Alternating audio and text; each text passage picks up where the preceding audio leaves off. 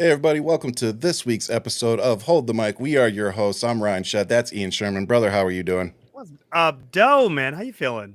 I'm doing good. I remember there was a time when we questioned if we were going to have enough content to continue doing this show for the foreseeable future. Too much And content. unfortunately, we've received a year's worth of content in about 72 hours. So, It literally feels like Friday, Ryan. I'm yes. not kidding you when I And tell you it's I only was hump like, day. a lot has happened in this week, and then I go, it's only Wednesday. Yeah. Oh my God. Yeah, it's a lot. It's a lot. It is. We're trying to cut the outline down for you guys. It's so difficult because we want to rage about everything going on and bring everything to your table, but there's just too much. So we're going to cut it down to the most talked about topics and a few things that we want to shed light on. And before we get into the real outline, I just want to give a shout out to Marjorie Taylor Greene for being the giant piece of shit that she always is. And tweeting out this morning that they are now, and she's not the only one, like they clearly sent out the bat signal for racist pieces of garbage today. And I want to pull the tweet up actually, because it's just, I hate this woman with every fiber of my being. Like if they said Marjorie Taylor Greene dropped tomorrow, I would be happy with that. I would be okay with that. And I know some may say that makes me a bad person, but I would argue that Marjorie Taylor Greene's a bad person. She doesn't deserve any kind of anything. And here's the proof. She says, I strongly support Derek Chauvin being pardoned and released from prison. Derek Floyd died of a drug overdose.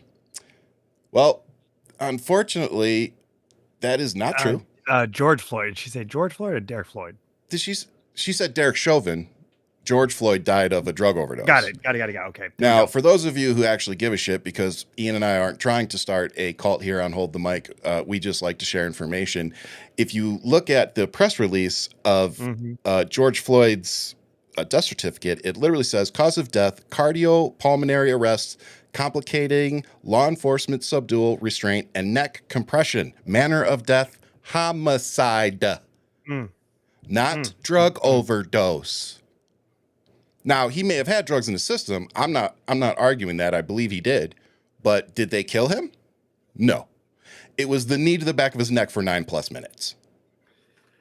I mean, look, man. When he stopped, breathing, moving, talking, begging for his mother, that should have been a sign that maybe something was wrong. Yeah. I'm just saying. But I mean, Marjorie should. I mean, if she feels like she needs to release a killer just because she likes to get choked, I mean, that sounds like her own prerogative. She can release anybody else. Don't give this woman any pardon powers at all. Just saying. All right. Leave her kinks out of my politics. Thank you. Kinks.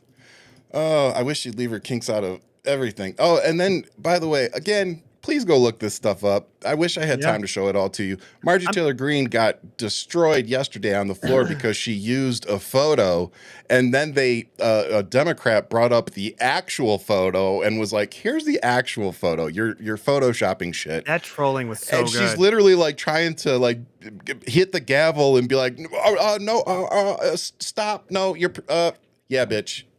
While she gets called out, it's all right there. It's like, come on. And then I like how the photo just kind of pops up, just right here while she's talking. Because she's like, all right, we can do this. We can totally do this. But it's interesting is that they really want the black voice out in the streets. You know what I mean? Like they're trying to rile up. They didn't realize that we were at brunch and we're just enjoying ourselves. It's not even a serious thing. What up, Stephanie and Peg? It's just one of those things. But I don't think you're going to get us. You're not going to rile us up. Well, as you see, it's not. We see it. We see through it. We understand what the assignment is, and it's just one of those things where it's like, okay, because we're now post Luigi, right? Yeah. And apparently Mario, because you look at the father who ran over the cop, which is very tragic. But you're looking at a different element that's there. So if Derek Chauvin does get out, God help you, because I just see this is a different world than when you went in. Yeah, definitely not going to be living a very peaceful life. That's for sure. No, and I'm not wishing that on anybody, but it just seems like it's. Oh, I'll do it for you. I wish it on his ass. I'm white. I can do that. as the black man on the show, I hope you'll allow me the space to say this to all of our black Americans out there: stay home, sit on your couch, continue doing what you've been doing. You're right. You've fought enough. We've spit in your face enough. We've kicked you when you're down enough, and that's exactly what Trump wants. That's exactly what Republicans want. These racist pieces of shit want to get you out in these streets so that they can start gassing you and gaslighting you, literally, to the point where they can start arresting you, declaring martial law, all sorts of things. And by the way, martial law is spelled with a T. Just also, a glow up, and thank you for calling out my blackness. I'm Pope Black, baby. We taking over in the new 2025. So, if anybody has anything to say, here we go. All right. Here we go. So, we were both wrong about the Pope. They got the first black Pope. They just went on Team Election, and they just kind of slid that one in there. So all my black I was hoping folks, it wouldn't be the worst case scenario, and it ended up being the best case scenario. God, first American from Chi-Town, freaking doesn't take any crap. Haiti in the bloodline, and then also has all that Creole. Come on now. You can't. Now, don't get me wrong. Look, he is still the Pope. It is still the church, and there are still going to be things that some of us more progressives. Still a brother, one drop blood. All right, one drop blood. Yeah, we'll drill down on that in a second. But the point being is, I know there's probably still some stances that this Pope has that you may not agree with, and that's okay. But what I would hope that we all focus on are so many positives that are coming with this man being the next in line. Right. So, we have to be happy with the progress that has been made in the church. And this selection of the Pope, to me, this is my personal opinion, is a good sign that they are not interested in going backwards. They're interested in continuing, or at least keeping things the way they are, progress where we are, right? If not even more. So, I wish the Pope well, and I hope, I hope he stays healthy and does a great job. Yep. 60s. He's going to be around for a while. Hopefully he'll be around for a while. On top of that, Ryan, it's the perfect counter to white nationalism that we're seeing in America. Yes. So, that's the reality. And Matt, if you like his hat, baby, what's up? You got two boys from the D here. We here, and we did not plan this. So there you go. Stephanie, I saw your comment on Twitter earlier, and I responded to you. Going back to George Floyd real quick, even if he gets out on the federal charges, he still has the state charges. Yeah. Here's my issue that I see. I have zero faith in any elected official right now doing what's right. And unfortunately, we're seeing that there are a lot of people, there are literal elected Republicans that have come out and said that they are scared to go against this man. Right. So if he starts pressuring governors, and I don't, what is it, New York? Where the governor of New York would have to do it, right? Excuse me, for where? George Floyd, or was it Chicago? No, that's Minnesota. Minnesota, shit. Thank you. Yes. Sorry, got that one wrong. So we're looking at have to be the governor of Walls. Oh yeah, so that probably ain't happening.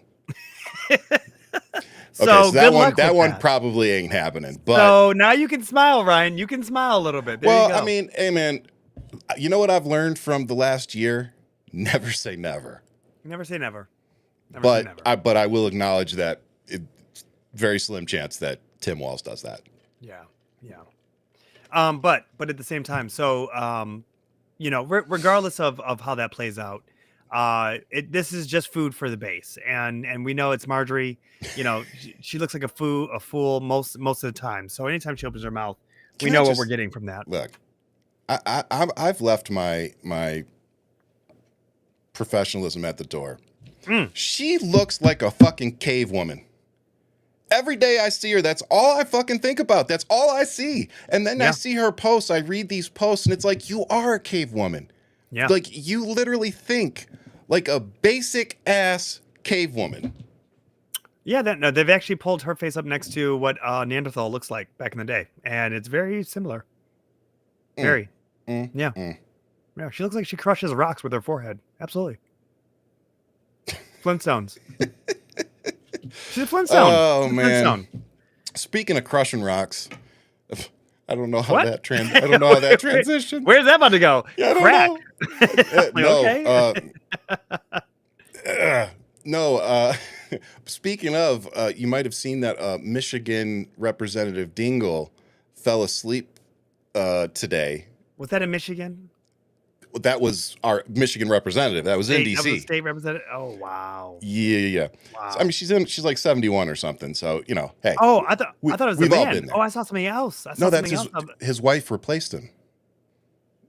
Yeah, John Dingle. John Dingle died a few years ago, and then his wife took the seat. So she's now in that seat. I'm dying laughing. Then somebody else, another footage of another individual fell asleep, and they had to wake him up for the vote for the Trump bill. Another individual. Oh, I didn't see that one. That's why I'm laughing. Her. It is a man. They got her just passed out today.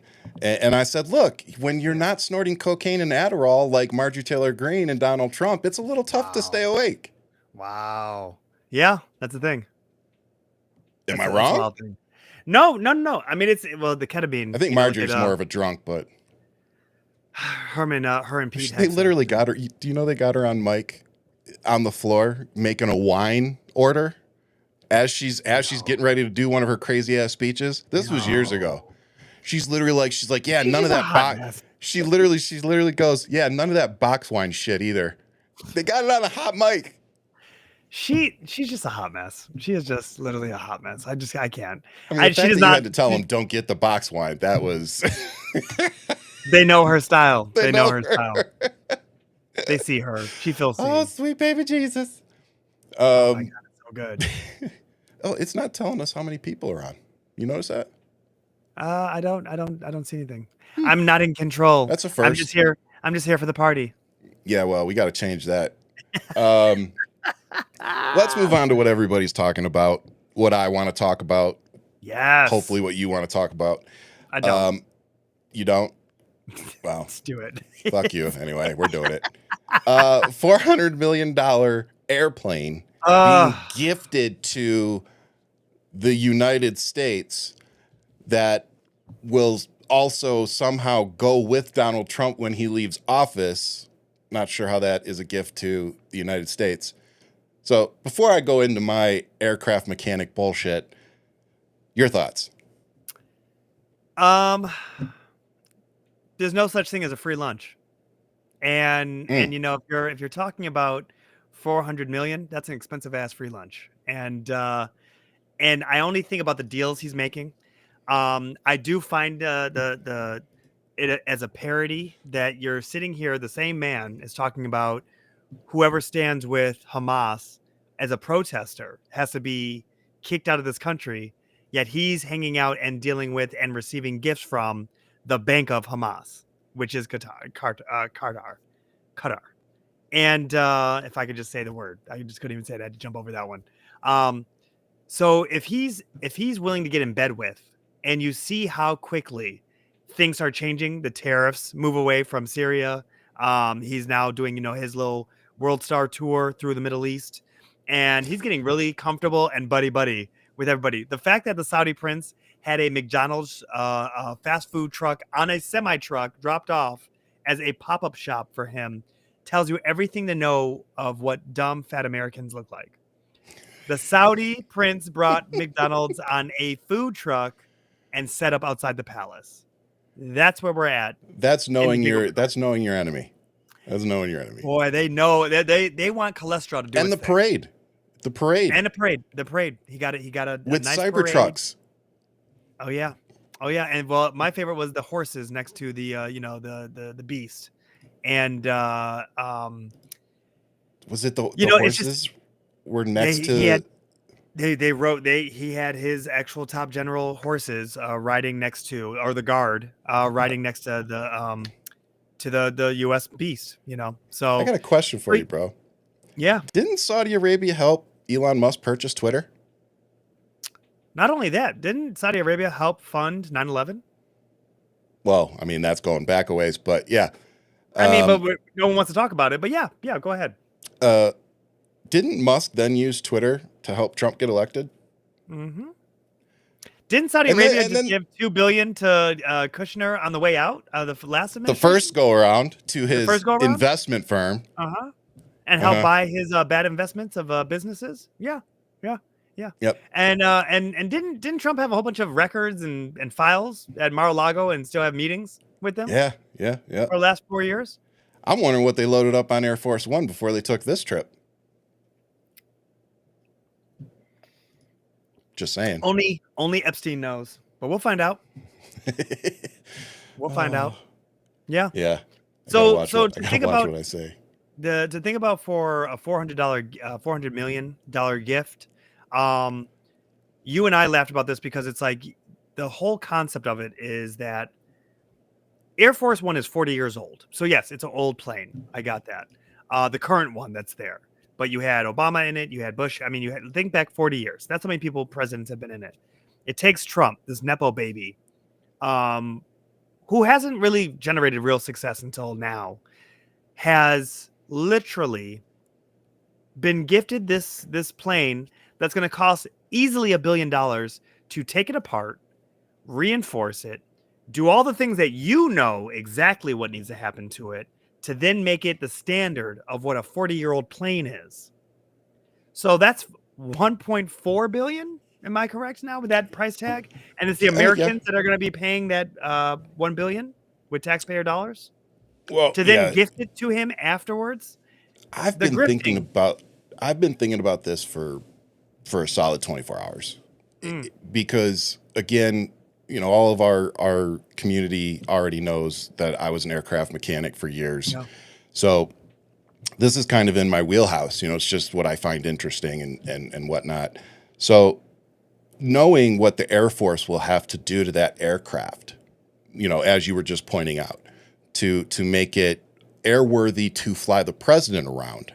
Mm-hmm. I believe they cited the price tag in between $600 to $750 million to retrofit it, because I don't think the everyday American fully understands about what goes into this is, the plane that's Saudi Arabia giving us may be newer and it may look really nice on the inside, and that's great. Right. But the things that make Air Force One isn't just the president flying on it, but what we all know as Air Force One, what makes those planes special is all of the things that it has on it to protect the president in the case of things like nuclear war, all these things. Yeah. So there's documentaries you guys can go watch on the plane. It's actually pretty fascinating. So if you go watch that documentary, it would really help you understand why this is not a good deal for America. Right. It doesn't benefit us in any way. And then if you take into account the fact that we already have 2 brand new airplanes that are due to be delivered, I believe in either 2027 or 2028. Right. Like that's right around the corner. And consideration, this plane won't even be ready. I was about to say that. And then what I don't think is being talked about is the amount of time it's going to take, to build up the team, get the aircraft, break it down, put everything on it, and get it ready to fly. By the time they get done with that, they maybe save a year, maybe. It may be. It would probably take a solid year to a year and a half to retrofit. It would come out just in time to be in his personal, Now that is the truth, and that's the part. That's the part that I think we want to drive home to people is the part of this whole deal, and what makes it not a gift to America is that Trump is supposedly going to take it with him after he leaves office. Right. Well, then that's not a gift to America. That's a gift to you, and you're going to use your position as the president to funnel tax money into that aircraft that you are then going to take as your personal use. And flying everywhere and making that a thing. Just because you station the bitch at your library, because I have a feeling your library is going to have an aircraft hangar with its own private runway. On his golf course.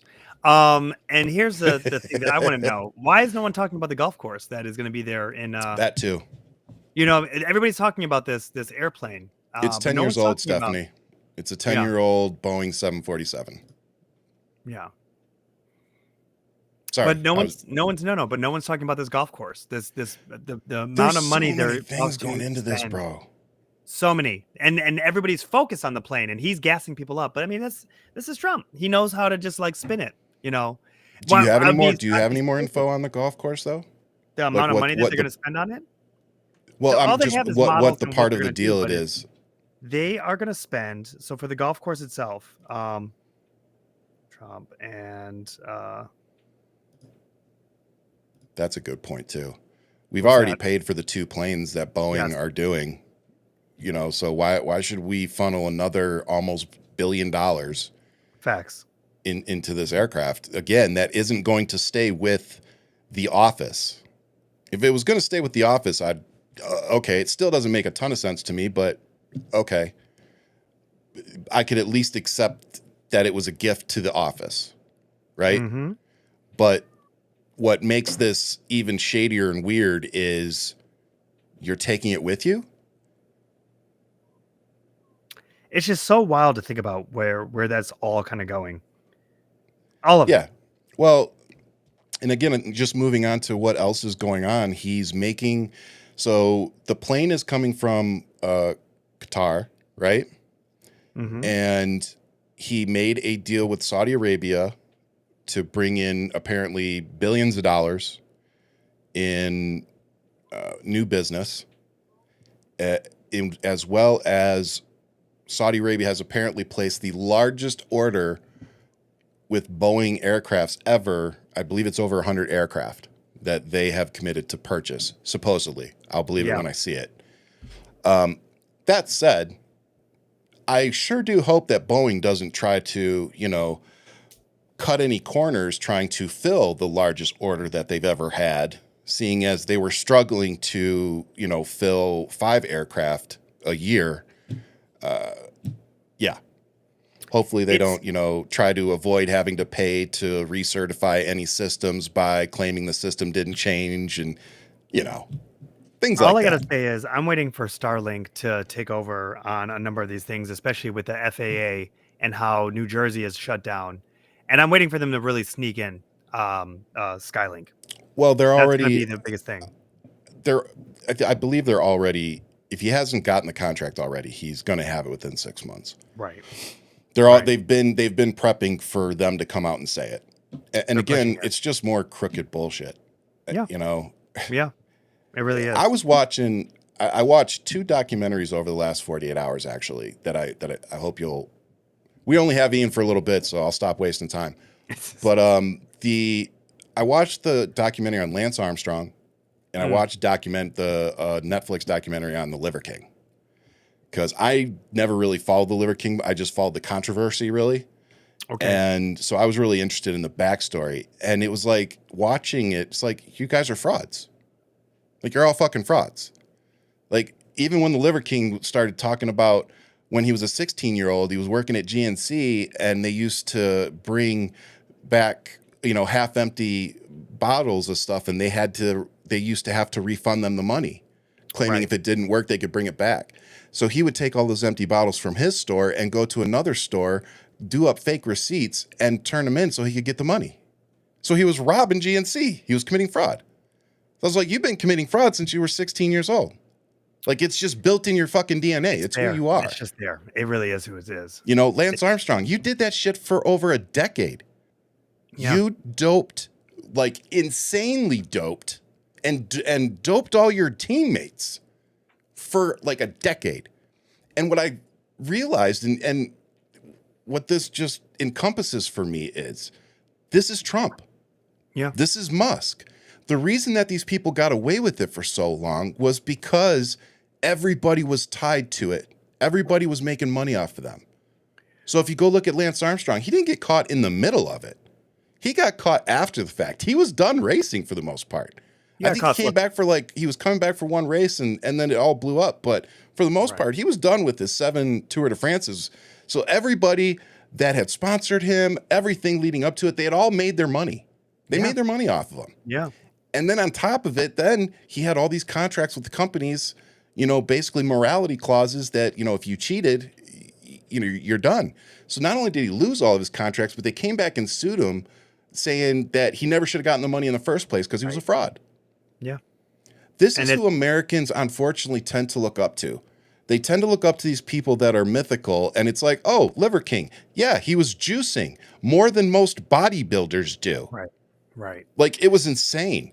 His blood work was insane. He was paying $4,000 a month for his performance-enhancing drugs.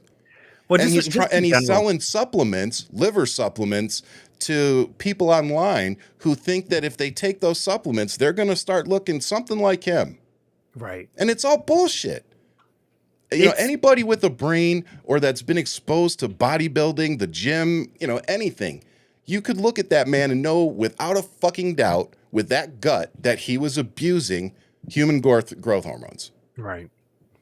There's a part where even, and you know, you're absolutely right on this, but there's a part also to add to it that, like, when you look at a billionaire, you think to yourself, like, no one should really be a billionaire, like just in general. And let's say you reach $1 billion. Great.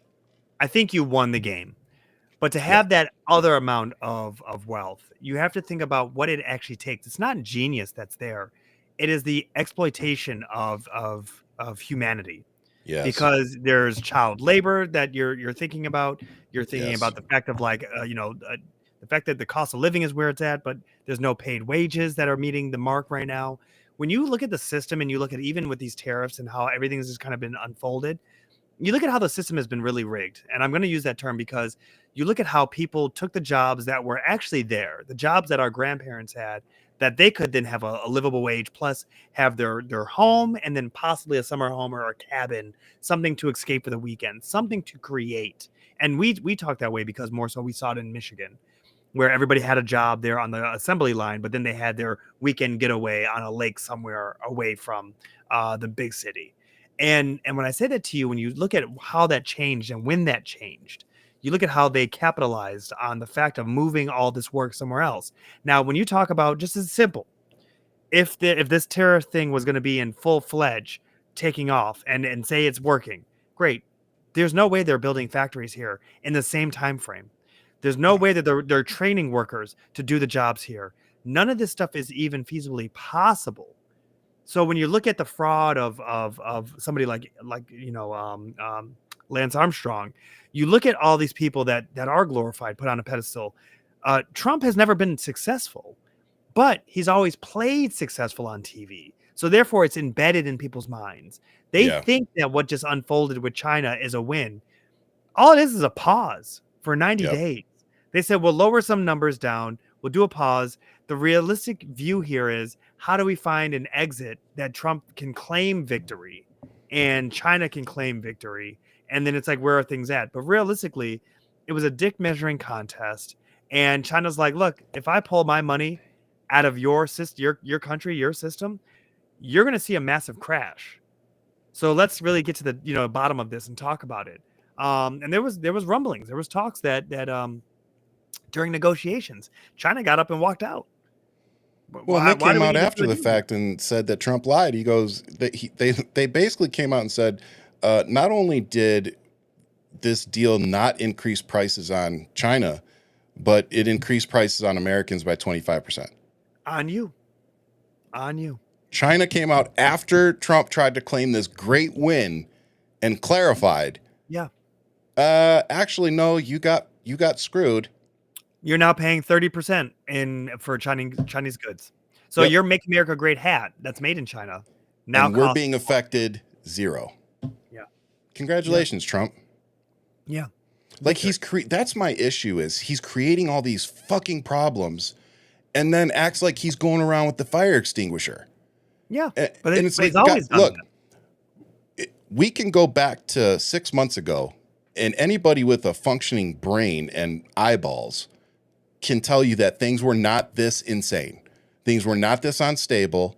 The wars were going on and shit like that. But for the most part, we had things handled here at home economically. And now, like, Trump's claiming that prices are going down like 60% in grocery stores. I just spent $100 at the grocery store and I walked out with 2 bags. Yeah. It's prices insane. Are not going down. And, no, they're not going down. It's actually really priceless. And thinking of you saying that, because when you do kind of look at his genius, which is marketing, and how Democrats don't know how to sell shit. Like they should really they should be selling this tariff as Trump's tax. They should be selling a lot of this stuff and like really hold him to it, right? Yeah. And to see how he flexed on. Why aren't we doing that? We do that. We definitely put his stamp of approval on everything. I mean, when Trump is sitting here telling media, well, there's bad parts of the economy, and that's Biden's, and the good parts of the economy, that's mine. You look stupid. You just look, but people believe it, right? Like people actually people do that up. They do. They eat it up. They're sitting there just shoveling it in their mouth, not realizing that it's extract. But whatever the case is, it's gonna be what it is. It's gonna be what it is. Speaking of shoveling things in your mouth, to excrement. Go ahead. Oh, you're gonna love it. The co-founder of Ben & Jerry's ice cream was arrested today after confronting Robert F. Kennedy Jr. over Gaza during Capitol hearings. Permitted while the committee conducts its business. Capitol Police are asked to remove the individuals from the hearing room. Move down the hallway. Ben, why are you getting arrested? Move down the hallway. If you stop, you will be arrested. Poor kids in Gaza by buying bombs and pays for it by kicking kids off Medicaid in the U.S. Keep going down. Keep going down the hallway. Ben, how many days have they been starving in Gaza?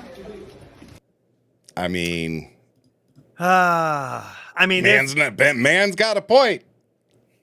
I love Ben & Jerry's both. Makes me want to go buy some ice cream. I'm gonna definitely go buy a gallon of ice cream. That was what I was talking about shoving in your mouth, by the way, in case that wasn't clear. Yes, okay, I saw that you took it to a just had to clear that up. I was like, "What shit are we about to eat?" Oh, ice cream. Okay, all right. Okay, you getting ready?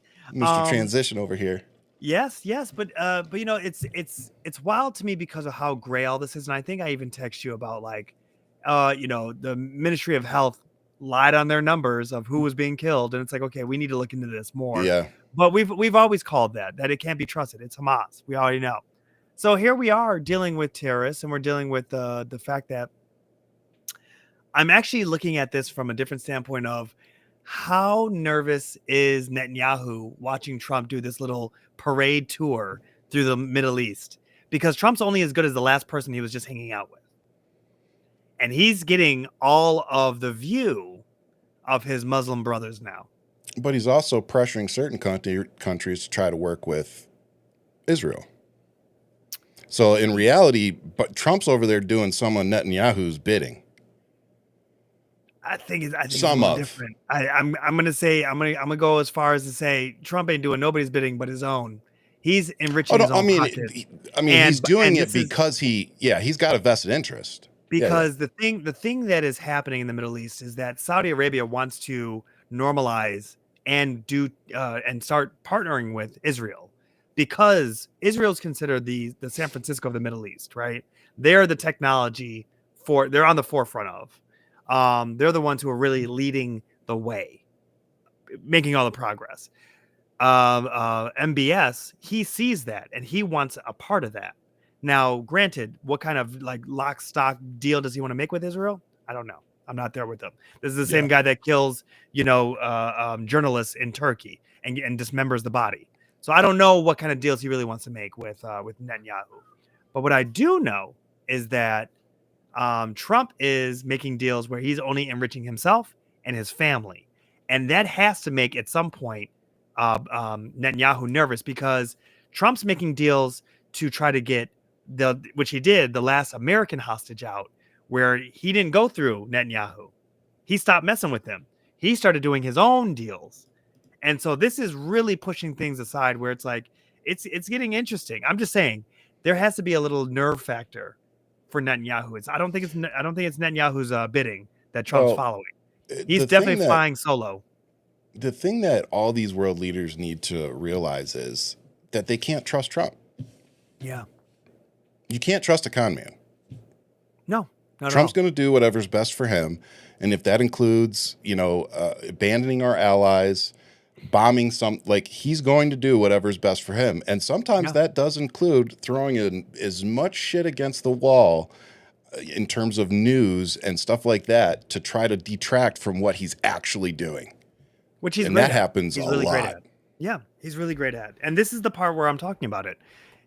How in one sense are you literally getting people deported or picked up, kidnapped because they did a speech on children in Gaza, on literally finding peace, on going against the norm. But then you're on the other side going to go and hang out with the money that's funding terrorists.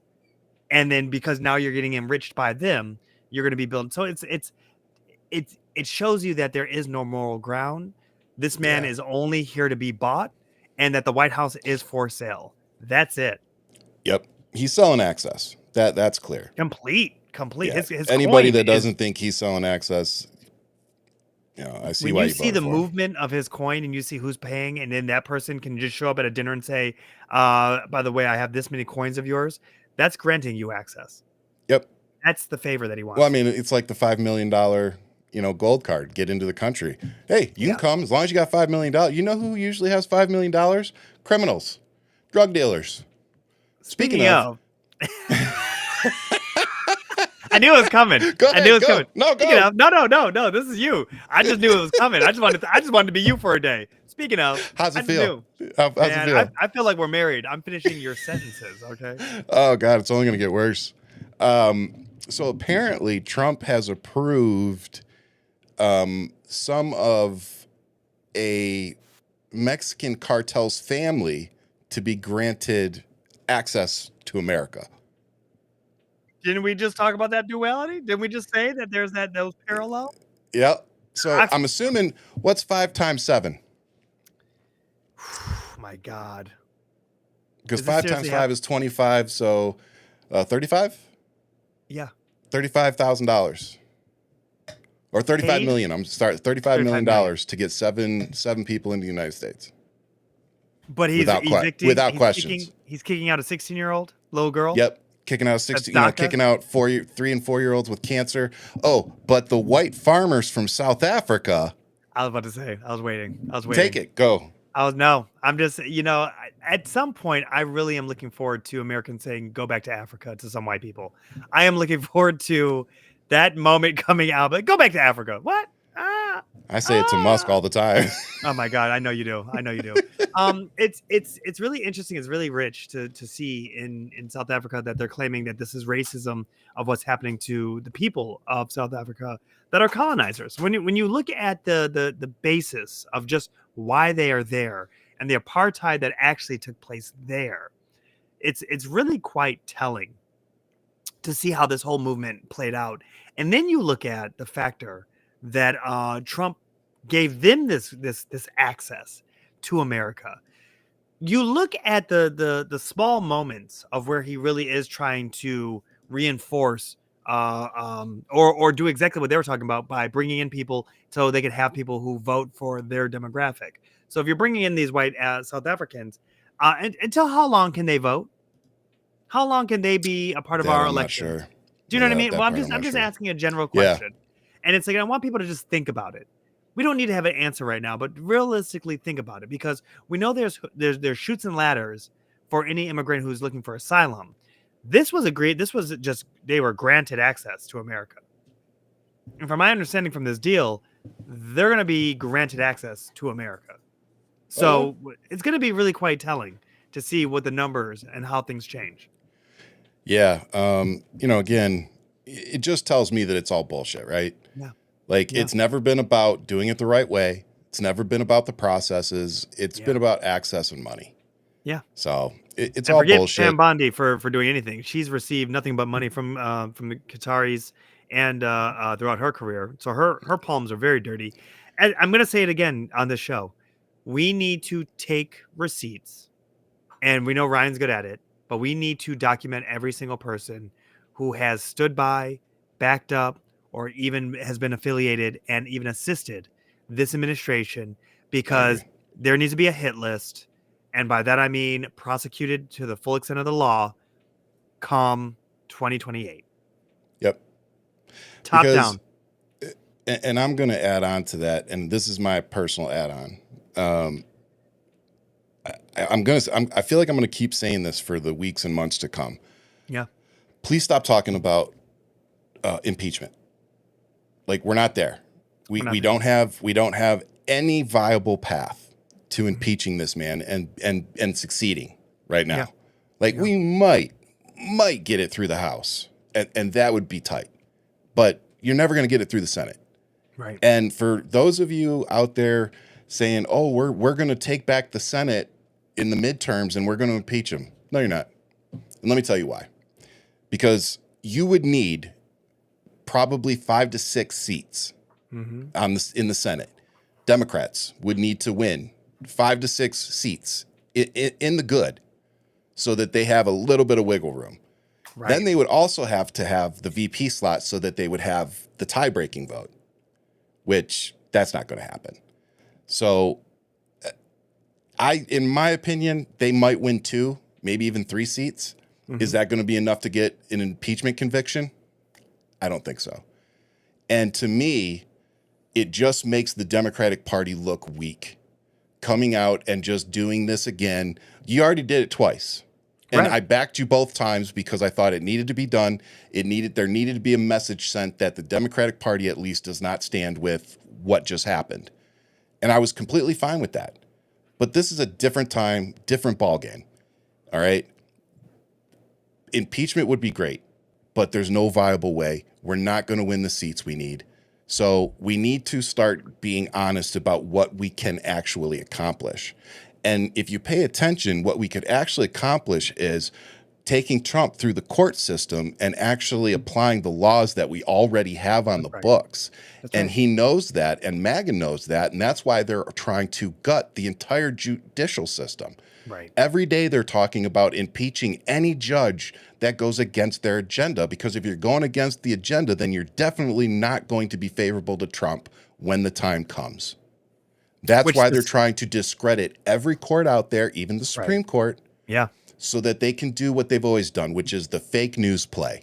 It's such a vague bullshit statement that they can make that just completely delegitimizes anything that they deem not credible. But the 14th Amendment is up for debate right now. Yes. And I want people to really think about this. It starts, I believe, tomorrow, that they're actually going to take, questions and start analyzing what's really there. And which is, for those who don't know, the birthright citizenship, originally implemented after the 13th Amendment, so right around after the Civil War. And you're looking at the situation where you're talking about Black people becoming American citizens. So they're using it in the argument of immigrants, but this is something that's deep ties to the roots of America. Yes, and I'm saying America, I'm not saying Black or white, deep ties to America. So for them to bring this back up in today's world, we're talking about revisiting shit from the Civil War. Yep. That's where we're at right now in America. The parallels are very, very blinding. They really are. And the thing that you're touching on, yes, we want to get to the midterms. Trump with this $400 million plane deal that he's just preaching about, like trying to normalize it to make it more digestible for his own base to take in, and for the Republicans who would lose their shit if your boy Barry O did this, would lose his shit. If Jeff Bezos, if George Soros was like, I have a plane for you. This is what I got. This is what I'm going to do. Let me hang on in the White House. Let's cut these people. Let's get rid of these people. Let's bring on all these immigrants. If you just think this in opposite, the right would be literally probably in arms trying to storm the Capitol. Yep. Just really think about that. They stormed the Capitol because they believe a lie. If they saw this in reverse, they'd be losing their minds, like we are literally being invaded. And the biggest thing about this, Ryan, is that when I really take into consideration that he's making these kind of deals, they do have enough receipts wise where if they do take over in the midterms, I could see unfolding an impeachment with all the things that are happening. If they do happen, all the grifting, $1 billion a month since he's been in office. is how much he's been enriching himself. Mm-hmm. A lot of these things have just and is it the what clause is he breaking with this the emolument clause? Monument clause. All these things are adding up. And the reality is, yes, you can sit back and you can take notes and you can be like, okay, here's what we have as a list. But the real reality is you got to get people on board who believe that you're going to actually do your job. And right now, you're staring at two people who do not believe they're going to do their job. An angry letter from Chuck Schumer is not doing your job. No. You know, you calling them out, you putting that picture, proving, like Marjorie Taylor Greene, proving that she's a liar, proving that she's full of shit. You got to go above and beyond. You got to get censured from your own, apparently your own party by 10 people, because you got to tell these people that you're wrong. You're lying. They're going after your Medicaid. Joe Biden called it. Kamala Harris called it. They said exactly what. Yeah, Rep. Greene, who they censured, by the way, called it. Go play the tape. Go play the tape. Joe Biden, where you guys thought that he was not going to be all there, at his own State of the Union, said, you guys want to get rid of Medicaid. Where are we today? They are talking about removing Medicaid. They are talking about it. They gutted it. It is right there in your face. They are literally leaving you all on the chopping block. I mean, let's talk about it. The GOP is literally heading into a civil war. Yeah. Over Medicaid, because I think, as you've pointed out, some people on that side see that this could be a hill that they don't want to die on, and the fiscal bean counters are saying that the lack of Medicaid reforms in President Donald Trump's legislative package, which could thwart the House GOP's goal of passing the legislation next week. Mm-hmm. Basically, all these cuts that they're trying to make to Medicaid is going to tank the whole package, because they may not get the votes they need. Because you start cutting SNAP, food stamps, Medicaid, like you're hurting seniors. Like, you're not just hurting poor Americans, you're hurting retired Americans. Yeah. I think the Republicans like to talk about public responsibility a lot. Oh, well, it should be up to us. It should be up to the states. It should be up to, everybody. By the way, they're trying to ban porn nationwide now, and one state already banned it. What happened to small government? Like, you guys want to control what I jerk off to now? Government is in your bedroom. That's it. That's come it. on. So, literally, they are cutting. Let me see if I can read this. House Republicans rolled out legislation Monday evening that would make significant changes to the Supplemental Nutrition Assistance Program, also known as SNAP, as the party seeks deep cuts to federal spending as part of a broader plan to advance Donald Trump's legislative agenda. The 97-page text from the House Agriculture Committee includes provisions that would require states to cover a portion of SNAP benefit costs, tighten eligibility requirements for the program, and seek to block the federal government from being able to increase monthly benefits in the future. Yeah. Ever. Yeah. Chokehold. So if this passes, they would never be able to increase the benefits, meaning that the benefits would never be able to keep up with inflation. I guess inflation isn't a real thing. So that in and of itself guts the program. Yeah. But that's not enough. They're also making it so the eligibility requirements are even more difficult. I don't know if you've ever tried to get unemployment, Medicaid, SNAP benefits, but it ain't easy. Like, you pretty much have to be damn near homeless as it is. So now they want to make it even harder. And if you haven't figured out, it's the rich motherfuckers that are getting all the tax breaks that want to make all of our lives more difficult and make us so financially in ruins that we are dependent on them for jobs, and they can basically just treat us like shit forever because, oh my God, we can't lose our job. I'm looking something up while you're talking. That's why they don't like unions, by the way. Because they don't like when we all group together and say, hey, we're all getting fucked. Maybe we should do something about this. So, I'm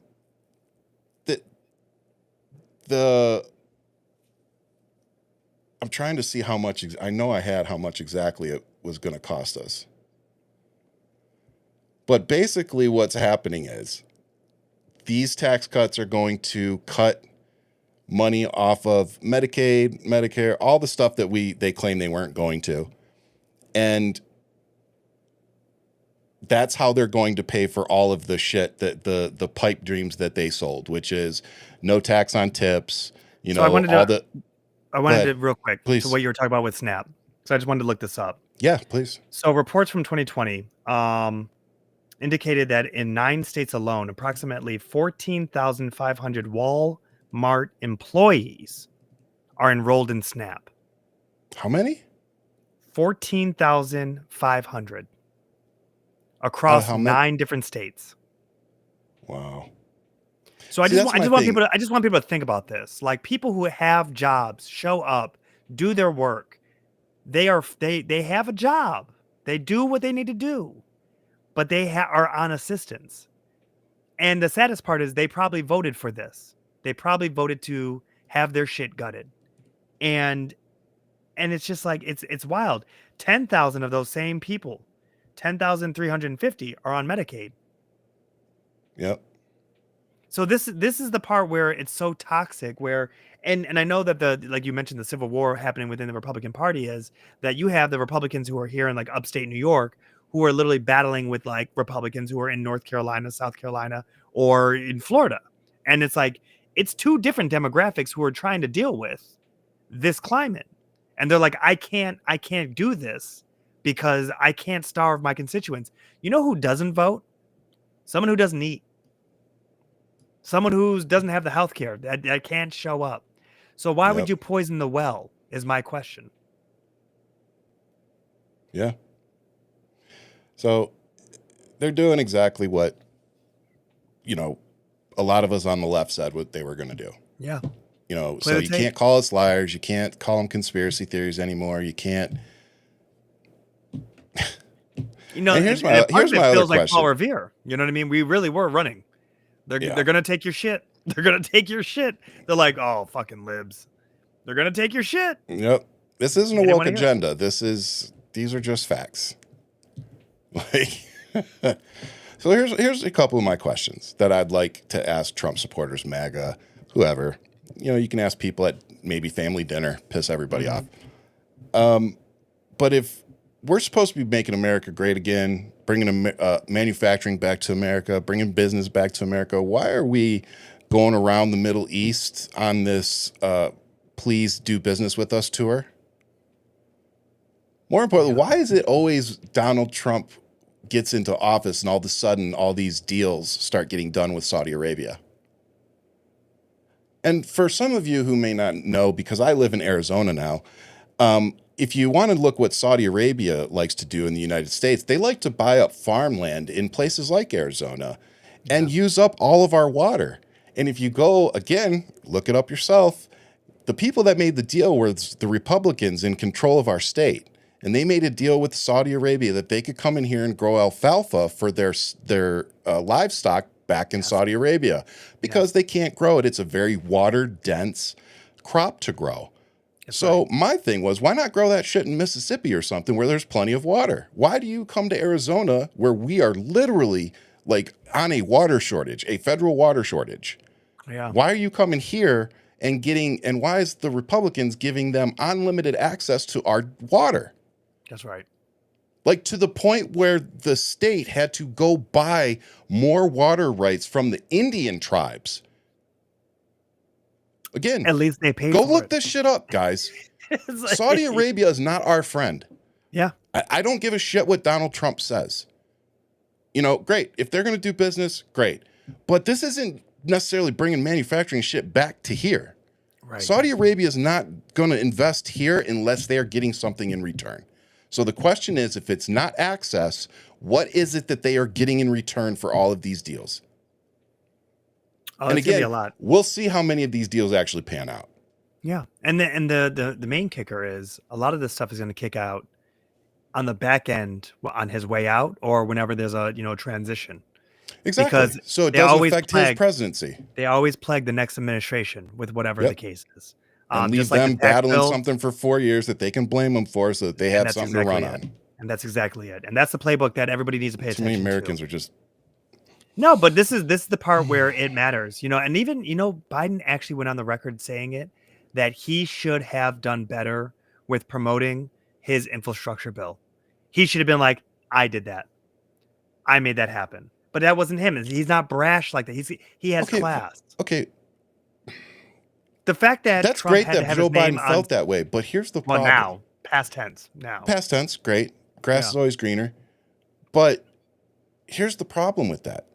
Joe Biden, why he was the leader of the party, he doesn't fucking control Democratic messaging. At all. The party does. Right. That's literally what the fuck they're there for. That's what they raise money for all year. That's why I get 30 fucking text messages a month asking me for $25 or $100. That's why I get all the emails, because they pay these people to do that job. So the president can go do shit like, be the president. He's not, he should not be talking about the messaging, the voice of, no, like you said, I got that shit done. Now you guys go sell it. That's your fucking job as the party. Go sell what the fuck I just did. Now, here's the kicker, Ryan, and I thought about you with this because Trump is great at selling his bullshit because it's all bullshit. Nothing's actually being done. He's a con artist. He hasn't passed. Did he pass one bill? One bill in 100 days? I don't know. I thought everything was executive orders. Executive, that's not a bill. I know. That's why I said I don't know. I thought everything was executive order. So if he did pass one thing, which he has not passed, from my understanding, he has not passed anything. Well, they had to do the bill for spending. They had to do that. So there was no government shutdown. That's a bill. That's a bill. Whatever. That's my point. So here's the thing, right? Fine, we'll give it to him. The one thing, spending, which Republicans hate anyways. They didn't like the bill, but it was what it was. And it was still a shit show. It was a shit show. So here's the thing that I'm sitting here living with, is that when you look at the fact that he's done all these EOs, and whoever comes in, if possible, the next person who comes in, they can do one EO that just wipes out, eradicates everything he's done. With one EO. Every executive order Donald Trump signed is now null and void. Boom. Done. That would be my first executive order. That'd be the first one. Done. Anything that has Trump's name on it, off. Done. That's how easy it could be done. Undone. Yep. And I want people to really sit with that. I would vote for whoever the fuck came out with that and said that they would do that too. On day one, I will undo every single thing that Trump did. I'm listening. I'm gonna say that. I'm listening. My ears have perked up. Continue, sir.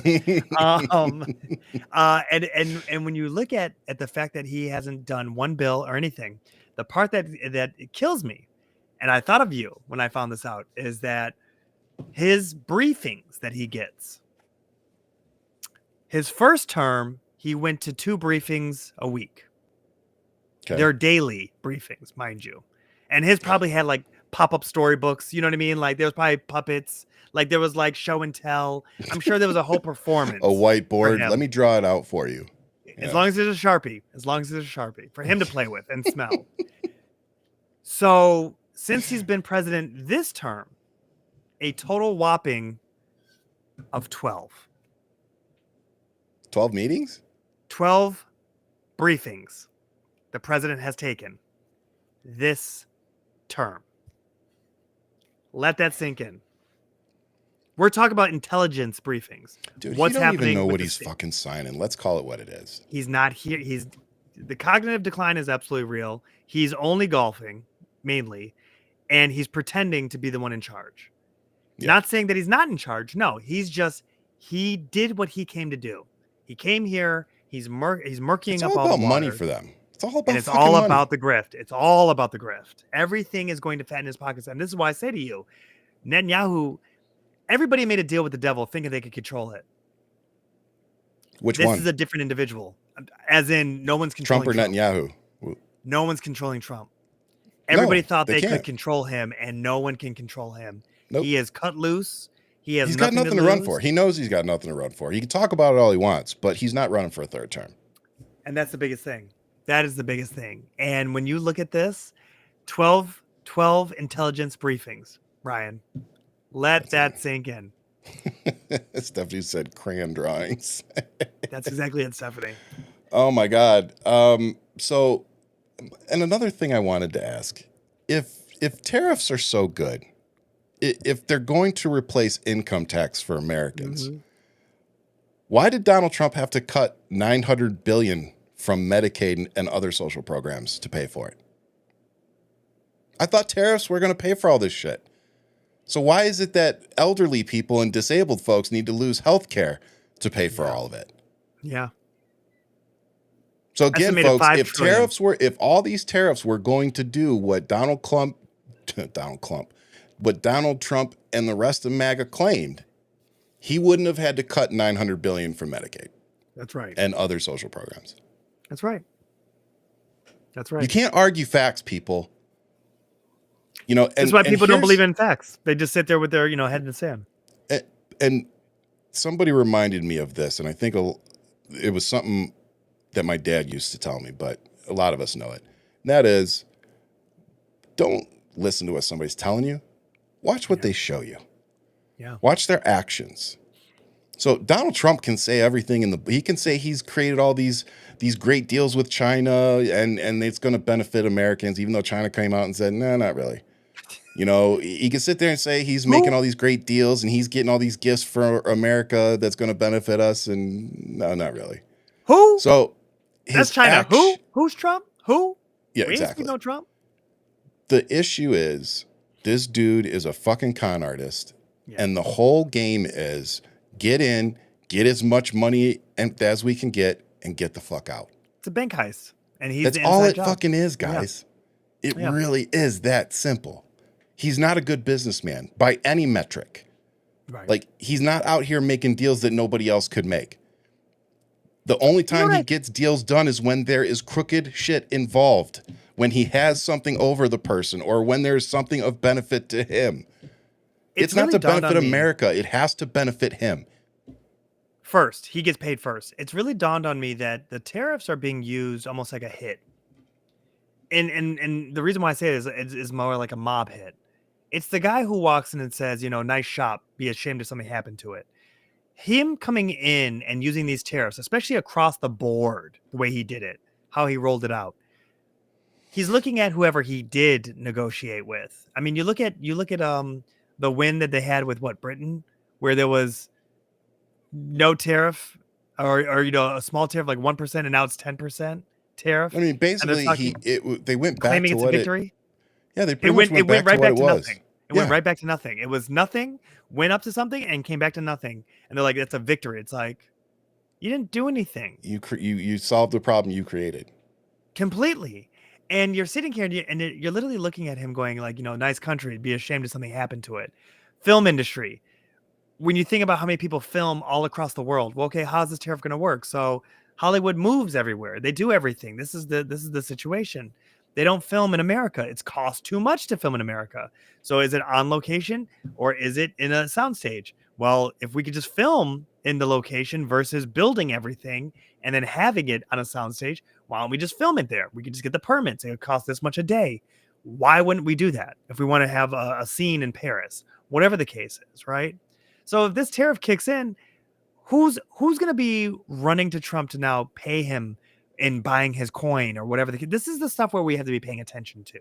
Yeah. Do you know what I mean? Access. When you start seeing the moment, it's buying access. It's buying the relief. It's let me pay off the bully so he doesn't pay attention to me. Yep. You called it months ago when ABC did it because of Stephanopoulos with calling him out about like, hey, this is what the judge said. You raped somebody. This is a sexual assault. This is what you did.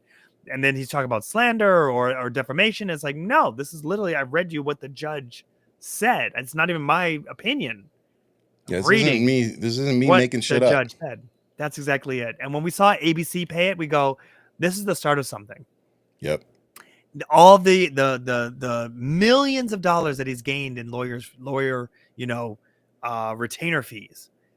They're gearing up to go against the legal system, like you talked about. All these pieces are starting to really reveal themselves of what's to come, what the fight is really going to be. And I do give it to old Chuck Schumer. He did call it.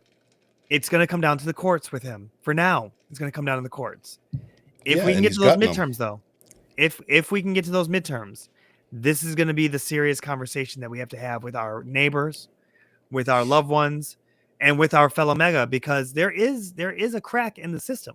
When you have the influencers on the right who are calling out the grift, it's clear as day. It's happening in front of all of us. I mean, I will say that there have been some pretty extreme right-wing influencers that are starting to turn on Trump. It may not be on every issue, but they're definitely not hiding, when they disagree with him. Right. Which is new. That's new. It really is. So I'm not going to sit here and say it's not. Man, I just hope you're right. It's one of those things where I keep, I tell you this privately a lot. I know on the show and even in my videos sometimes I joke around and I'm like, I told you, I'm right all the fucking time, blah, blah, blah. A lot of that is just, bullshit. But we do talk behind closed doors where it's like, fuck, man, I really hope I'm wrong. Like, I hope you're right. And, because it's like, I'm a pessimist. So I naturally look at everything as a worst case, negative scenario. Right. That's just how my brain works. I pick things apart, and that's just me. And I really don't take, a lot of joy in being right about what's happening right now, because it's really more of an anger and irritability of, I really just wish you guys would have listened to me. Right. Brought me into the fight, gave me the platform and the power that you gave to some of these other people that really didn't deserve it. That really didn't do anything. That to the DNC. That's who you're talking to. Yep. That really didn't do anything with it, and the infighting and all of it. It's just like all of that shit helped us get here. Yeah. And we're watching the infighting even unfold now. By the hour, bro. And so I really do hope that I'm wrong, and I hope that, I do hope that we get the Senate, and it's so overwhelming that we can finally, follow through with the impeachment that the Democrats have been trying to get through so many times. Right. I mean, they do say third time's a charm. I'm just saying. Hey, because at the end of the day, I really don't know if America's going to survive 3.5 years of this. Yeah. I mean, when you start abandoning all your allies, when you start, on Monday you start a trade war with China, and on Wednesday you claim to solve it all, and on Friday you started a trade war with the UK, and on Monday you've solved it all. Like, this is like the boy that cried wolf. Eventually it's all bullshit. Right. It's and all these countries are going to get. All these countries are they're already tired of it. They're already tired of us. They're tired of the bullshit. They're tired of being held hostage by a douchebag, like Trump. And again, how insane is it that we as Americans, we thought this is the guy that we want to send out on the world stage to represent us, a convicted felon, a prolific business fraud, an adjudicated rapist, an accused pedophile, and a 5-time draft dodging little bitch. And it's like, this is the dude? This is the best we've got? Yeah. And keep in consideration how old he is now. Yeah. He's how old he is. I mean, let's talk about it. He's old. Yeah. He doesn't even have the he looks unwell on TV. Yeah, he does. And with that pound of makeup that they're putting on him now, it looks so bad. I mean, this bitch is gonna look like the Crypt Keeper. Like, literally, he's gonna walk out and his shit is just gonna be just falling apart. And it's showing in his face so much more now than ever before. Yeah, and it is. I'm telling you right now. And I'm waiting for him to start taking one of the shot, the fat shot, as he called it. Fat shot. Oh, that's what he called it, not me. Oh my God, no! But it's so good. We're like, and this is the kid who didn't read the book. Did the DNC boot David Hogg out of the position? They did. Did they really? Look, man. To switch gears, David Hogg played himself. It showed. This is where youth. Sorry. Youth did not. This is where youth is inexperienced, and they really don't know. This is something where I find really interesting, where it's like he showed himself, he talked a big game, but he didn't have anything to back up, and it's one of those things where you got to look at how to be strategic. It's politics. You got to make deals that work in your favor, and I don't think David, being a young man who's coming up in the game, I don't think he fully grasped what was necessary in this position. AOC's making deals. She learned. She knows how to do her thing. I mean, you look at how old AOC was when she stepped into her position. That's right. That's right. You know, she was about as old as David Hogg is right now. Mm-hmm. And to see what she was able to do, and on top of it, see what's the word I'm looking for?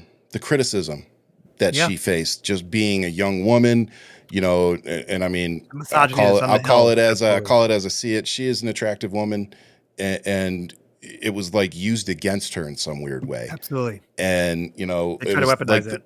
The stupid video of her dancing on a rooftop for a college project, you know, and they tried spinning that as she's some kind of, you know, like they literally tried to claim she was a whore, like because of that video. And it's like, but you guys are cool with a woman being first lady that we literally have naked pictures of. And let me know when you guys have some naked pictures of AOC. Loves to post them on Russian TV. Let me know when you guys have naked photos of Jasmine Crockett. Yeah. Let me know when you guys have, you know what I'm saying? Yeah. Like they vote for somebody that's literally the biggest piece of shit in the world. And then they come at people like us and try to make us like, we're the problem. We're not the problem. You're the problem because you keep getting conned by fucking con artists. Mm-hmm. Like you're literally the person, like the sad single person that got preyed on through email and you started sending your life savings to, and they lived somewhere in the Bahamas and they loved you and they were going to come see you as soon as you paid off their credit cards. Like that is you people. It's so wild. It's so wild. And now House Republicans, they've proposed revoking tax-exempt status for certain nonprofits. And House Republicans have proposed legislation allowing President Trump's administration to revoke the tax-exempt status of nonprofit it deems as supporting terrorism. This measure, introduced in the House Ways and Means Committee, mirrors a prior bill that passed the House but failed in the Senate. Critics argue the proposal offers vague criteria for identifying terrorist-supporting organizations and grants the administration unchecked authority to punish ideologically opposing groups with due process. Advocacy and nonprofit leaders warn that such a law could stifle civil society and limit funding for charities promoting environmental protection, racial justice, and LGBTQ plus rights. So, gutting Medicare, getting rid of tax-exempt status for anybody they don't agree with. I mean, let's start getting rid of tax-exempt status for churches then. Mega churches. Let's go. Where's Olstein? Yeah. I don't have an issue with like the small town churches getting, my issues with. Get them. Ian said it. My pub is black. That's all I'm saying. I just drive the bus. I just over. Yep, over. Go for it. Drug overdose deaths have fallen sharply in 2024 as fentanyl cases dropped, but meth has spiked. Drug deaths plummeted in 24, according to new federal data. An estimated 80,391 people died of a drug overdose in the U.S. last year, marking the lowest total since 2019. The sum represents a roughly 27% decrease from 2023, according to the Centers for Disease Control and Prevention. Now, here's my question for you, Ian. Do you think that defunding things like the CDC is going to have a negative effect on these positive numbers? I think your boy Robert F. Kennedy Jr. is going to have a negative effect on these numbers. Period. The way he's handling things. But I will say that Breaking Bad made meth cool again. So I don't know. Great show, those though. numbers go up. Great show. Just smart show. But it made meth cool, right? To a generation. Kinda did, yeah, kind of. It made meth cool. That's when I got being a drug dealer cool. That's why I started Freebase. That's it. Yeah. That's when I. I'm sorry. What did you just say? No, we're not just gonna stroll past that. What is? That's when I started Freebase. Did my business partner just tell me that I'm a meth addict? Jesus. These teeth would not be that good. Get the contracts out. You hear me? These teeth would not be that good. Let me tell you. Right. No, that's one of the things that I think is hilarious is that Breaking Bad was a phenomenal show. But it really put meth on a whole nother level of making it mainstream, right? People who didn't even know the terminology were like, oh yeah, ice, and you're like, fuck you, okay, got it. Grandma didn't know that you knew about this. But it's like, here we are. No, I think Doge is going to mess up the data. I think that Robert F. Kennedy Jr. is going to mess up the data. They're going to miscue all this stuff. I mean, remember, this is from 2024. This is Joe Biden numbers, right? Yeah. As we're going into 2025, we'll see what happens. Plus, as it said, there was a decline that was happening. So people were getting comfortable, as in with how things were going, the steadiness. This shit is getting really rocky now. And God help us if we do hit, the iceberg fully. Yeah. Well, correction. We did hit the iceberg. Let's see what happens while we're trucking along. Yeah, I mean, I think the argument for we have already hit it, and the bottom's filling up with water now. Yeah. Gabbard, Tulsi Gabbard, who you all have heard me on this podcast many times say is a foreign asset and an overall piece of shit. Sad excuse as a veteran and a military personnel. Tulsi Gabbard has fired leaders of the intelligence group that wrote a negative Venezuela assessment. The director of national intelligence fired top officials weeks after their group authored an assessment contradicting President Donald Trump's legal rationale for deporting alleged Venezuelan gang members. So what is it called when you start, firing people because they contradict what you say? What's that called again? Fascism. That's right. Mm-hmm. It's Ryan, this is the part where we're getting rid of the people who are the truth tellers. We're getting rid of the people that were going to save us. Call it how it is. It's not even just going to save us. It's the people who are really were there to help keep this functioning.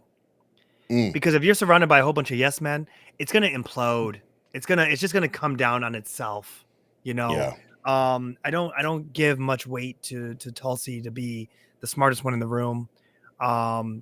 She barely could even answer questions about a chat that she was on. Yeah, you know they made her look pretty dumb. She made herself look pretty dumb.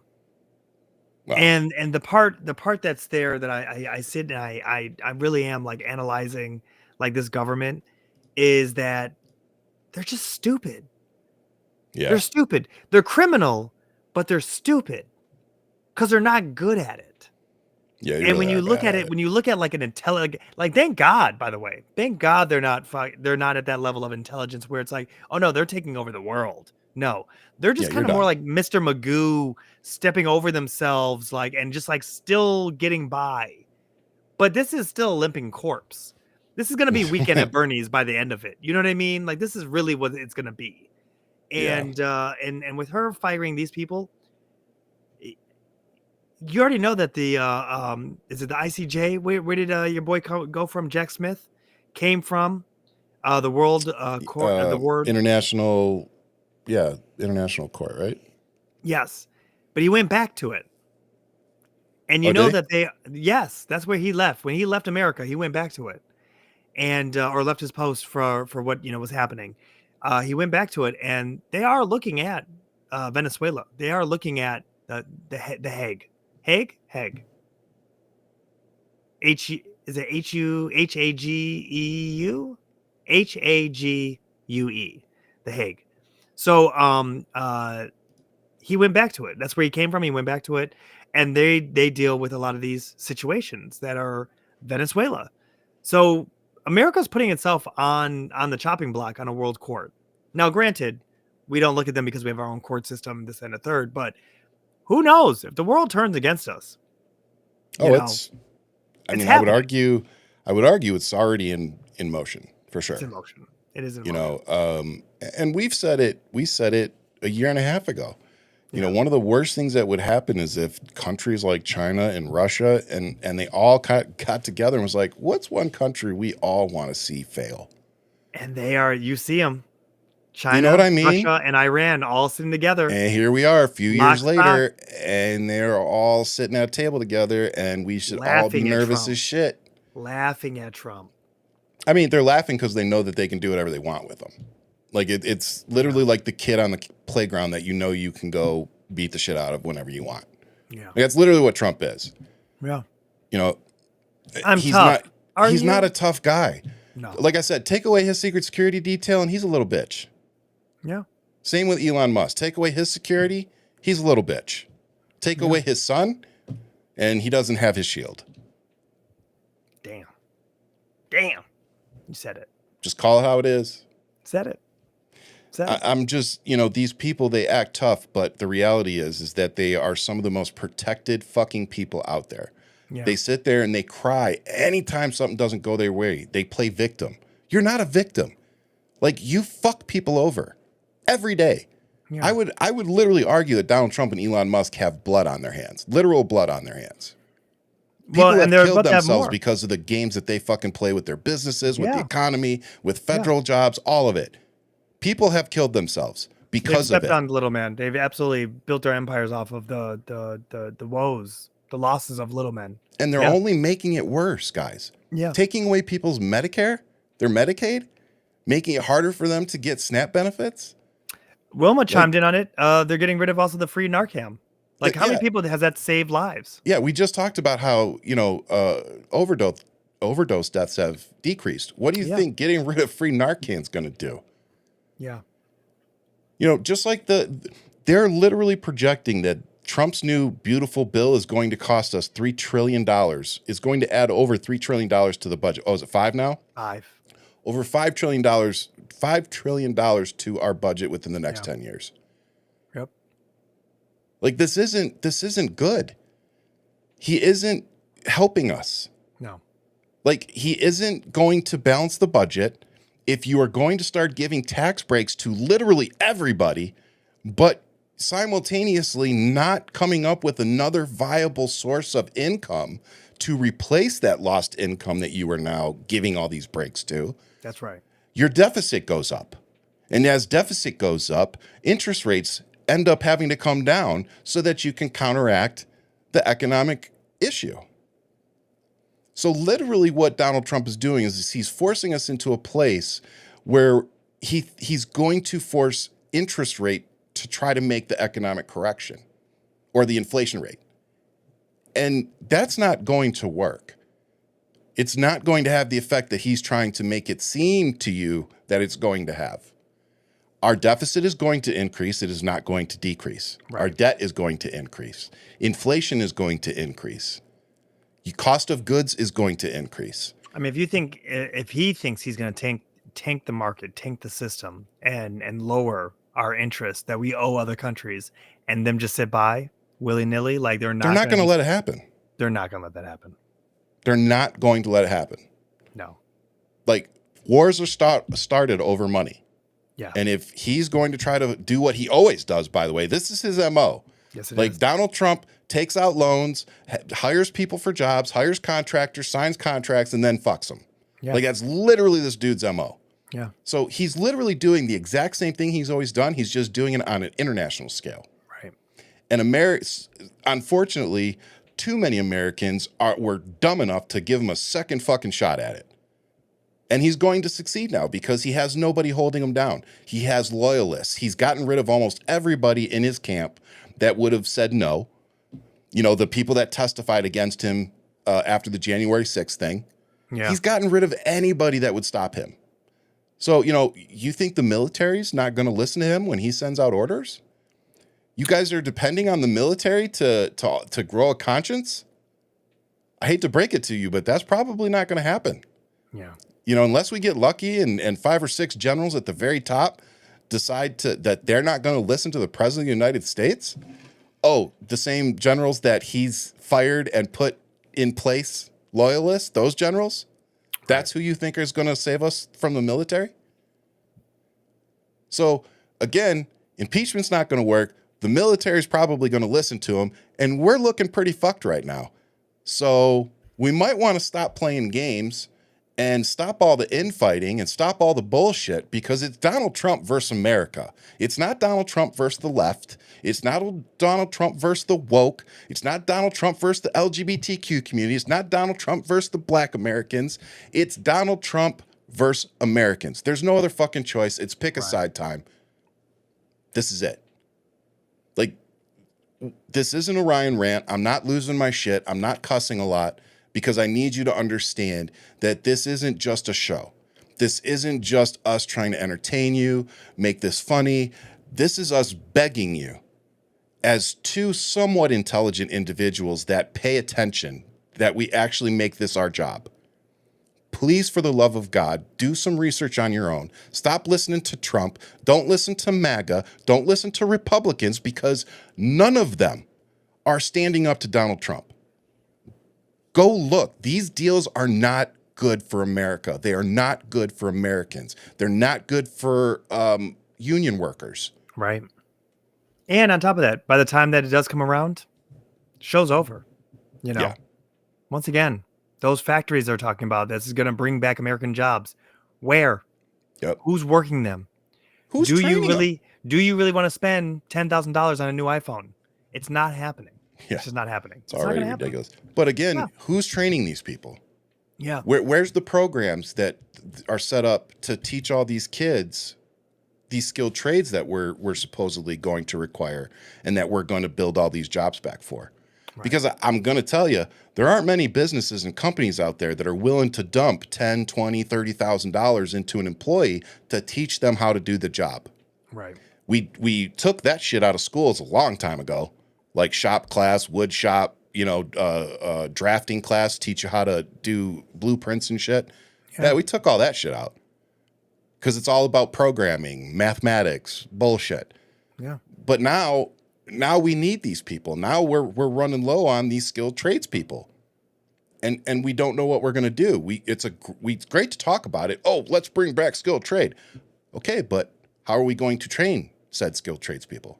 And who are we bringing in with those visas? Those Einstein visas? Mm-hmm. Yeah, Melania Trump, apparently nude models, qualifies for an Einstein visa. I don't think she had a career, but yeah, sure. Whatever. Call her a model if you want. I mean, Nudes are, it was OnlyFans just, on magazine. That was it. That's OnlyFans, the 1995 version. Yes, man. Wasn't anything. She was an influencer. I remember reading about this. A New York City businessman took his own life after winning a lawsuit against Trump because Trump ruined him and his business. Yeah. And it's like, Trump has done that to so many people. And unfortunately, when you have the personality disorder that he has, it doesn't register for him. Right. Like, it just doesn't. Like, you're expecting feelings from somebody that's incapable of feeling them. Oh, he lacks all empathy. But 100%. I have to say this Wednesday has definitely been a downer on our end, and I need a positive. I need a positive from you, Ryan. I need it. Oh shit. I got two positives actually. Ooh, all right. So, but real quick before that, I just have to add one more thing. Just something to leave you guys with before we talk about the positive. Republicans have proposed a 10-year ban on state AI regulations. A recent provision included by House Republicans and President Donald Trump's comprehensive big beautiful bill aims to block states from regulating artificial intelligence for 10 years. This measure, embedded with the border tax, immigration, and defense legislation, would prevent state and local governments from enforcing any AI regulations during that time frame. Major tech firms like OpenAI, Meta, and Alphabet, which have opposed state-level AI oversight, would benefit from this federal preemption. So Skynet's coming for us. That's just ask yourself why the government wouldn't want there to be any kind of regulations on AI for the next 10 years. I'll leave you with that. So my positive for the week is two things. First off, it'd be like a Black Mirror episode. Fuck. I know, right? So we ended this season of soccer this past week. Yeah. And at the last game, the kids got this little figure that said coach, and all the kids signed it with like paint markers. Yes. And so and we got one of the kids got me a little succulent plant and did a handwritten card out for me. And so yeah, it was just really nice, because a lot of the kids are moving on to a couple, like 3 of my kids got picked for competitive. So they're moving on to the competitive teams. And then a couple of them are aging out. So they're moving up to the next age group. So, just kids are, everybody's kind of doing their own thing. And so I think we're going to have like 4 or 5 return in the fall. Okay. But yeah, so, it's always, that's the saddest part. That's the part I hate, saying bye to the kids, because you don't know if you're going to keep in touch with the parents and see how they're doing. And it's the end of the party, man. Yeah. So that's always the hard part. But the kids, just made it made it a very positive, fun, beautiful experience. The parents too. We had great parents. So looking forward to that, and looking forward to next season. Dominic still wants to play, so guess I'm not getting out of coaching anytime soon. And then I was at the grocery store today, and this is just a taste from back home. But if you grew up back in Michigan, then you probably know what Clearly Canadian is. Let me see if the camera will focus on it. So I used to love this crap. My dad used to buy this stuff by the caseload. And I don't remember when it was. I think it was like the late 90s, maybe early 2000s. They went out of business because it was a company, I believe, based out of Canada, as you can see. And so they went out of business for a while. And then a few years ago, I saw that they were doing like a crowdfunding thing to try to bring the brand back. Yep. And I think at the time I sent them like $50 or something. And so it's really nice to be in Arizona and be in my local grocery store and just happened to see this as I was walking by. So, of course, being the having no self-control at all, I bought all of them. So now I have some in my fridge that I'll be enjoying for the next week or so. So that's my positive. I love that you brought back like a taste of the 90s. Like, dude. I don't even know if it's just Detroit. I wonder if that was everywhere, but I wonder how many taste of the people 90s. like in the Midwest, like in that area. Yeah. know about that. But as like the moment I saw it, I go, no. I know. Look what I found. Look what I found. It tastes just the same, dude. Tastes just the same. Tastes like. What flavor did you get? This one is summer strawberry. Yeah, it's pretty good. It's a Let's win. go Red Wings. That's what I'm talking about. That's a win. That is a win. Are the Pistons still playing? Are they still? No. Pistons lost in New York, so Damn. New York is I'm rooting for New York right now. Gotta go with my second base. Gotta go with my second base, man. And Minnesota looked like they were struggling with Golden State a little bit. No, they're not. They are up 3-1. Did they play? They're up 3-1. What was I just watching? Did Curry go down? Curry went down. Excuse Who's me. having trouble is Boston Celtics.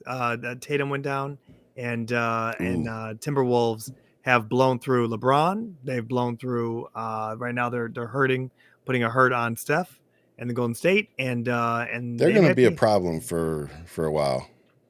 They're looking like they're a problem right now. So it's going to be interesting to see what comes out of tonight's game. And by the way, did you see the lottery pick? The NBA lottery pick? The freshman young buck. So Dallas Mavericks, they get rid of man, I can't think of his name. Not Jokic. Help me out. Your boy, what's his name? Lakers. Great White Hype. Great White Hype. Yeah. What's his name? Now you got me. Luka Luka. Doncic. Thank you, Jesus. So everybody, that trade made no sense. And then they get to the draft, and the Mavericks get the number 1 pick. Isn't it supposed to go to like the worst team? Well, I think that was the lottery. The concept of the lottery, isn't it supposed to go to the team? Yeah, that helped boost them up? I think it's like a group of like the worst teams, and then they have like a lottery, if I remember correctly. Yeah, but it's not that anymore. That's not even happening. No, I think it's still that. Yeah, but everybody's questioning like, so y'all cough up Luka, and then you guys just magically get the first lottery pick? The younger version, the 2025 version of him. Well, I mean, Luka's young. Luka's young. I mean, he is young. I think Luka's. I think they were having some issues with Luka, so I have no idea what's going on in the guy's personal life. But if he keeps his shit straight and keeps playing the way he is, he's the future of the Lakers. Oh yeah, he's gonna be. Oh no, they're putting everything on him. Yeah, that's their future, because LeBron's. I mean, shit. I thought LeBron would be done by now. So he's got maybe a year or two left. Maybe. I think he really wants that one more championship. And with Luka, if they do that team right and they have a year to kind of actually blend and work out together and stuff, it's all about Bronny. Come on, man, it's all about Bronny. Yeah. He's not LeBron, unfortunately. He's taking it. He's not horrible. Like, I'm not sitting here trashing on the kid, but is he his dad? No. That's like looking at there's nothing Michael wrong Jordan. with that. There's nothing wrong with that. It's like looking at Michael Jordan and his son, just like, yeah, you don't play basketball. We see that. Right. We see it. But it's like, and I wouldn't listen, I also wouldn't want to be that kid. Because Bronny he's got all this fucking expectation on him as a 18-year-old kid, or however old he is, 21, I think. Well, since day one. But he's the minute he went into basketball, it was, is he going to be as good as his dad? He should have gone to ballet. You know, it's just like you just go against the grain. The grain, like, you know, completely. I mean, he'd be the LeBron of ballet. Like, you would have that title. You know what I mean? There like, you go. Be LeBron of something else. Well, his one son is like big into video games. But that's my point. So he does like competitive video games. That's my point. Yeah. Be the Jordan, be the LeBron of, you know what I mean? And LeBron embraces that. Like, how could you not? I love that. He's not like, you need to play basketball. It's like, no, go do, you know, be good at what you want to do. Yeah. Yeah. It's so telling. It's just all so telling. God. Did you see that Jordan's kid didn't play basketball, but he did go after his dad's former teammate's exes? Shout out to Scottie Pippen. Yeah. I love Pippen. Man, they did him dirty. Oh, man, I'll tell you, and he's taking all that shit out. All of it. Okay. Said, you know what? We got to get you off here because you got shit to do. So what's your positive? I got to kick him my little baby boy real quick. Positive, man, is that, you know, we're heading into the summer season, and it feels really good to know that, like, we're building, we're doing our thing. We're really trying to plan the kayak season. And by we, I've been reaching out to a number of dads and some moms who are interested, but I'm building what you kind of did with soccer. I'm doing that where I'm going to get a nice group of people together, where it's a bonding experience to have them kayak with their little ones, roughly around the same age. And it's going to be a controlled situation, but it's been great to really just like put together this whole like plan, what day, time, how to execute, safety protocol, everything. And it's been really fun to see like some of the parents' reactions to be like, we can really do this? And I'm like, yeah, we can do it. We can do whatever we want. We can do whatever we want. Like, ain't nobody stopping nobody here. Like, let's go. Like, you know, we're going to launch. We're going to be right here in Brooklyn. We'll stay by the coastline. So it's like, you know, you'll be safe. Don't even worry about it. Have a good time. If you go all the way out there, that's your ass. I can't help you. I can't help you out there. That's you. That's you and your baby. You clearly don't love your child. You threw them out there. I can't help you. But you stay over here. You're safe. You're good. It's going to be fun.